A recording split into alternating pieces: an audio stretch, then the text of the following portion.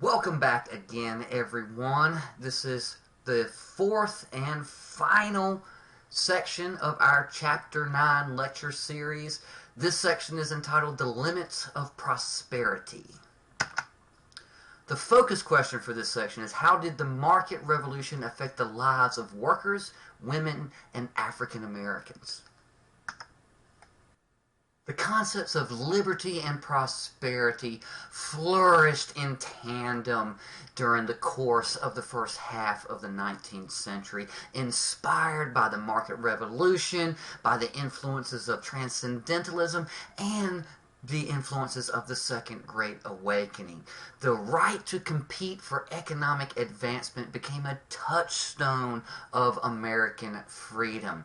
There was also the emergence of this concept of the self-made man, someone who achieved great things through intelligence and hard work rather than through being handed them through some sort of hereditary privilege, which was outwardly rejected by the majority of American society at this time. There was also a new emerging and rising class of middle-class professionals, particularly those in law, in medicine, in teaching, all of these sorts of jobs that grew as a result of the market revolution and the urbanization associated with that. The expansion of liberty and prosperity that emerged in the first half of the 19th century was generally relegated to white people, and more specifically, white males. Free blacks found themselves continuously excluded from these new economic institutions and opportunities. However, free blacks generally constructed their own institutional life, including independent churches and schools that sat apart from the broader white culture and allowed for a distinct African American culture to develop even further during this period. Many whites viewed freed slaves as low-wage competitors. They didn't want more manumission, more free blacks in their area, because those people would compete directly with them for the jobs that were available. Federal law generally barred free blacks from access to public lands, and some states even prohibited them from entering their territory altogether, including states in the North. The market revolution and the new role of work and workers in society further separated American society into spheres of influence and responsibility, male and female, public and private.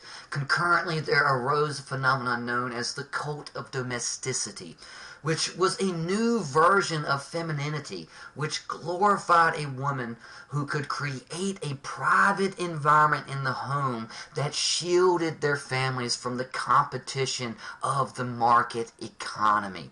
Women were to sustain non-market values like love and friendships, values that the forces of the market economy and the fierce competition that those forces evoked eroded. Women's values were expected to include sexual innocence and dependence on men. Women were supposed to remain in the private realm of the home, and increasingly women were seen as to have primacy in that private realm, kind of the gatekeepers of the fundamental moral values that the competition of the market economy naturally eroded and undermined.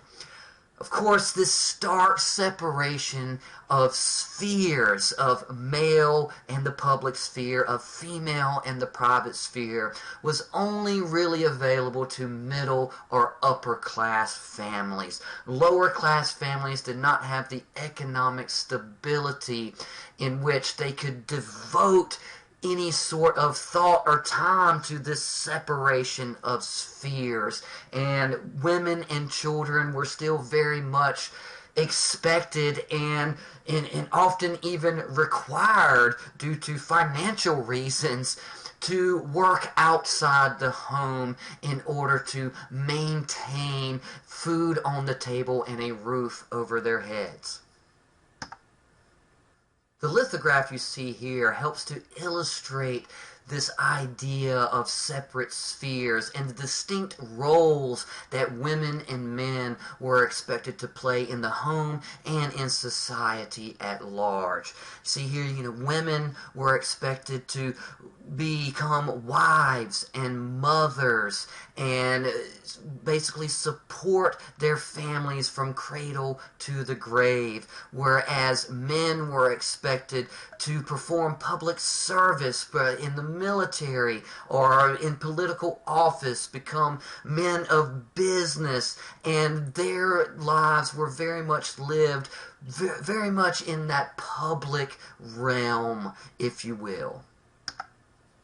For the vast majority of women, however, especially the lower class women, work was a necessary part of their lives. They couldn't afford to concentrate solely on that private sphere of influence that the culture and society at large generally felt they should be relegated to.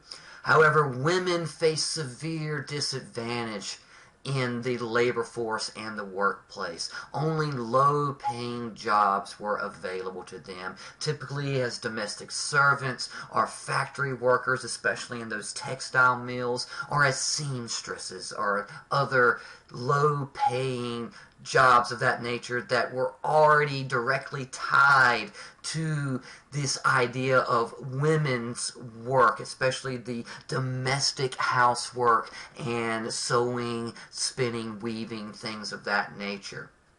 People in the middle class and, of course, the upper class above them prided themselves on women not working outside of the home. And there was increased kind of social discourse at the time about this idea that this market revolution was unfairly ripping women away from their appropriate place in the home and exploiting them with these low-paying jobs.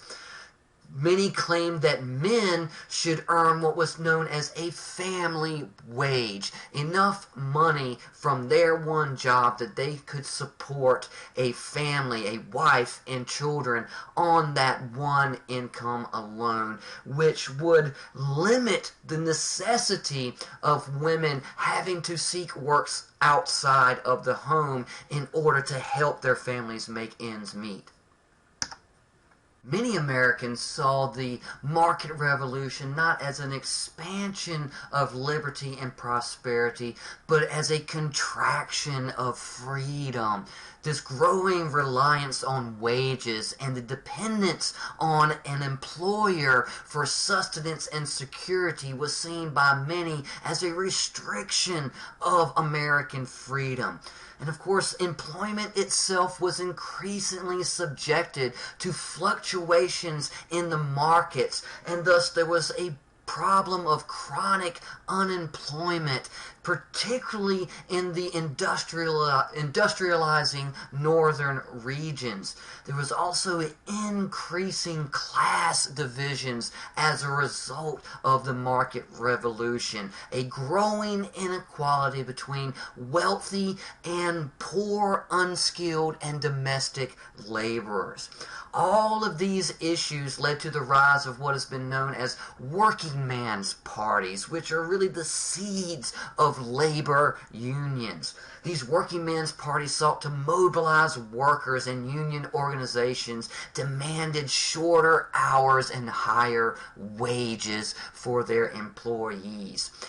Organized worker strikes became more and more common as the 19th century progressed. These working man parties critiqued the social changes wrought by that market economy.